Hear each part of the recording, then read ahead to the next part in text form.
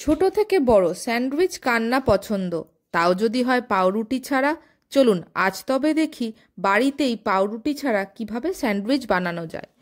প্রথমে আলুর খোসা ছাড়িয়ে ভালো করে ধুয়ে নিতে হবে। তারপর একটা একটা করে আলু গ্রেট করে জলে ফেলতে হবে। এইভাবে সব আলু গ্রেট করে জলে ভিজিয়ে রাখতে হবে। এখানে 4টে আলু নেওয়া হয়েছে। ওই সময় গাজরের খোসা ছাড়িয়ে কুচি কুচি করে কেটে নিতে হবে। ফুলকপি ছোট ছোট টুকরো করে কাটতে হবে। টমেটোর মাঝের দানা আর রসালো অংশ ফেলে ছোট ছোট টুকরো করে কাটতে হবে। লঙ্কা কুচি কুচি করে কাটতে হবে।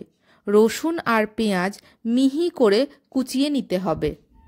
মায়ের সবজি কাটার মধ্যেও একটা নৈপুণ্যতা আছে, এক শৈল্পিক স্পর্শ আছে।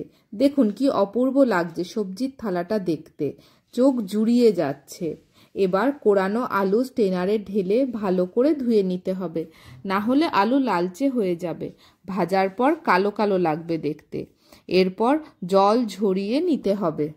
তারপর হালকা হাতে একটা বাটিতে আলুর কুচি তুলে নিতে হবে। চিপে চিপে জল ফেলা যাবে না, হালকা হাতে ঝেড়ে ঝেড়ে জল ফেলবেন। এবার কড়াইতে সাদা তেল আর বাটার দিয়ে দিতে হবে রসুন কুচি। হালকা ভেজে ফুলকপি দিতে হবে। হালকা ভেজে গাজর আর মটরশুঁটি দিয়ে হালকা ভেজে নিয়ে ঢাকনা চাপা দিয়ে দিতে হবে, যাতে সবজি মজে যায়।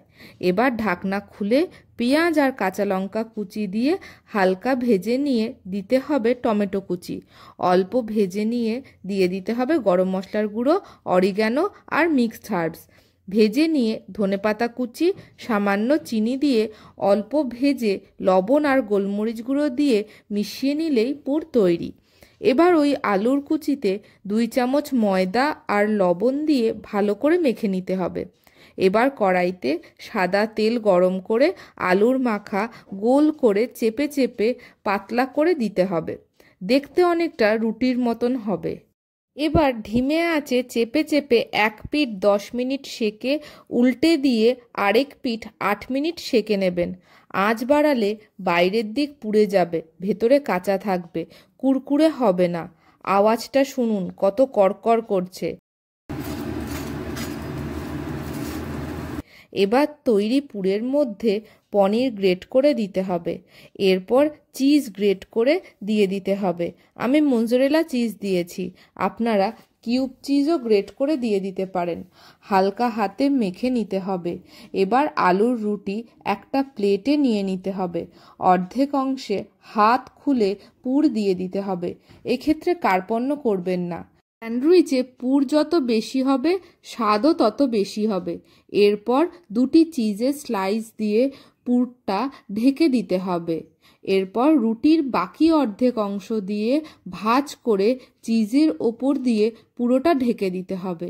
এবার কড়াইতে দিয়ে ঢাকা দিয়ে 1 মিনিট সেকে উল্টে নিয়ে আরেক পিঠ আবার 1 মিনিট ঢাকা দিয়ে সেকে নিতে হবে। দেখুন চিজ গলে গেছে, কীরকম বাইরে বেরিয়ে এসেছে, যেন আগ্নেয়গিরির অগ্নুৎপাত। তৈরি ময়দা ছাড়া আলুর স্যান্ডউইচ। মাঝখান থেকে কেটে মেয়োনিজের সাথে পরিবেশন করুন। বন্ধুরা, এতক্ষণ তো আলুর স্যান্ডউইচ বানানো দেখলেন, এবার খেয়ে বলছি কেমন হয়েছে। তো আপনারা এই স্যান্ডউইচটা বাড়িতে অতিথি এলে বা ছুটির দিনে, বা বাচ্চারা তো সবজি খেতে চায় না, ওদেরকে এইভাবে বানিয়ে দেবেন। বিভিন্ন সবজি দিয়ে ওরা আনন্দের সঙ্গে খাবে। তো এবার খেয়ে বলছি কেমন হয়েছে। এই স্যান্ডউইচটা মেয়োনিজ দিয়েও খেতে পারেন বা শুধুও খেতে পারেন। দেখুন চিজগুলো কেমন গলে গলে বেরোচ্ছে, দেখুন চিজগুলো কেমন গলে গলে বেরোচ্ছে, বাচ্চারা খুব ভালো খাবে।